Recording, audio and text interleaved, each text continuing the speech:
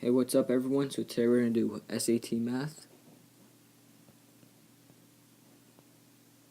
And our topic is going to be basic mathematical patterns. So basic patterns. So in this topic, we're just going to look at some basic patterns and how you can make a formula from these patterns to help you find the nth value in that pattern. So let's get started with this. So suppose we have we're talking about calling lines. So we have one person, one call, 2, 3, and 1, 2, 3, 4, 5. Okay. So these are all separate calls. So how many lines do we need for one person calling? Well, 0, obviously. How many lines do we need if we have 2 people calling? 1. How many lines do we need if we have 3 people calling? So we need 1, 2, and 3. And then, how many lines do we... Let me fix this, actually. Let's say we only have 4 people calling. So how many lines do we need if we have 5 people calling? 4 people calling, sorry. So we have 1, 2, 3, 4, 5, and 6. We have 6 lines. So, now let's say we're given... Now let's say we're given 3 options, and we need to figure out a formula that will help us find the number of lines we need for maybe 6 people, or 7, or even 8 people calling. So let's say we're given option A. Let's make that a little thinner. A, which is 2n minus 3.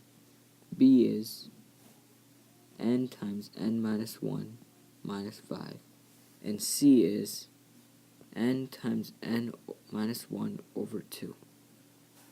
So let's try and plug some values in. So let's see, when we plug 0 in for the first equation, we get... we want to plug in 1. And if we plug in 1, we should get 0 as the answer. So let's say we plug in 1 for this one right here.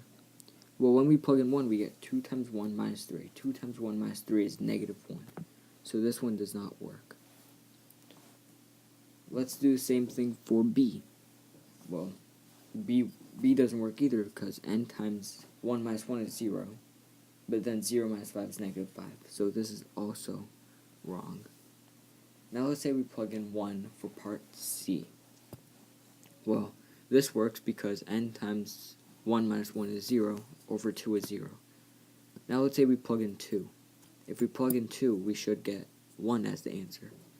And when we do that, we get 2 times 2 minus 1 over 2, which is equal to 2 times 1 over 2, which is equal to 1. This works. So, and if we plug in all the other options remaining, we also get that this answer works. So the answer here would be C. So now let's go on to a different problem. It's more of like a physics problem, but it deals with patterns. So let's go to that one. Alright, so here we are. Here's our question. It's, suppose you drop a baseball from a height of 10 feet. After a ball hits the ground...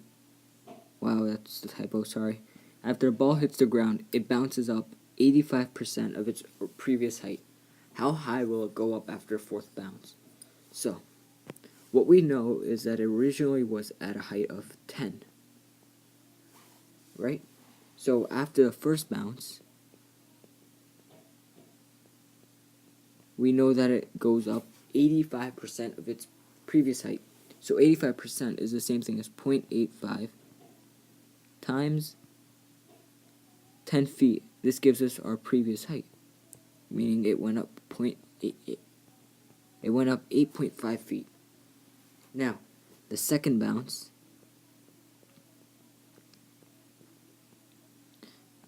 so again, it goes up 85% of its previous height, so 0.85 times 8.5, and this gives us 7.225 feet.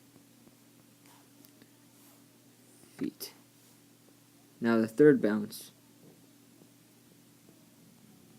is equal to 0.85 times the previous height of 7.225, and this gives us 6.141 feet.